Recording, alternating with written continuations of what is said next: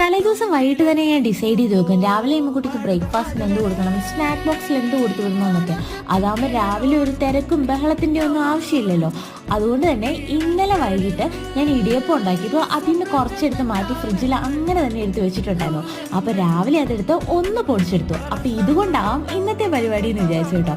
പാനിലേക്ക് എണ്ണ ഒഴിച്ച് കൊടുത്ത് കുറച്ച് ഗാർലിക് ചോപ്പ് ചെയ്തിട്ട് കൊടുത്തിട്ടുണ്ട്. പിന്നെ കയ്യിലുള്ള വെജിറ്റബിൾസ് ഒക്കെ ഇട്ട് കൊടുത്താൽ കുറച്ച് ചിക്കൻ മസാല ഒരു ഫ്ലേവറിന് ചേർത്ത് കൊടുക്കും കേട്ടോ, ഈ ഫ്ലേവർ ഇഷ്ടമുള്ളവർക്ക്.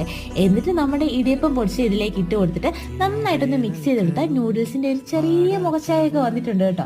എന്നിട്ട് നമുക്കിത് നമ്മുടെ സ്നാക്ക് ബോക്സിലേക്ക് ഫില്ല് ചെയ്ത് കൊടുക്കാം. കുറച്ച് ആപ്പിൾ കട്ട് ചെയ്ത് വെച്ചിട്ടുണ്ട്, കുറച്ച് കാഷ്യൂം കൂടെ ഇട്ട് നമ്മുടെ സ്നാക്ക് ബോക്സ് ഇവിടെ അടച്ചു വെച്ചിട്ടുണ്ട്.